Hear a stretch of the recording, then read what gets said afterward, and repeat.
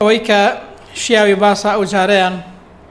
دەخیلەیەکمان هیناوە تەبعەنی منداڵێکیە تقریبا 850,000 دیناری تێدایە ئەو دەخیلەیە 850,000 دیناری تێدایە دوو ئاڵقە هی دوو ئافرەتە خی گەورە لیان قبول کات هەریەکەی یەکێک لە ئافرەتانە ئەوەشیان ئەنگوستیلەیەکە هی ئافرەتێکی دیکەیە خی گەورە جزایان بداتەوە واتە ئەنگوستیلەیەک و دوو ئاڵقە لەگەڵ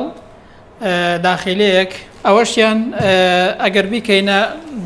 دۆلار هەمووی هەندێکی وەرەقەیە هەندێکیشی پارەیە ئەگەر بیکەینە وەرەقە زیاترە لە دوو دەفتەر الحەمدولله لە ماوەی 4 ڕۆژیدا کە تیمەکانمان لە ناحیەی سەنگەسەر و هەڵبەت ئاماژە بۆی بکەم هیچ شوێنەکانی دیکەشی تێدایە حتا هی دەرەوەی وڵاتیشی تێدایە خەڵک لێوەشکە دەنێریتە لای ئێمەش دەیهێنین ئێرە زیاترە لە دوو دەفتەر لە ماوەی تقریبا 4 ڕۆژدا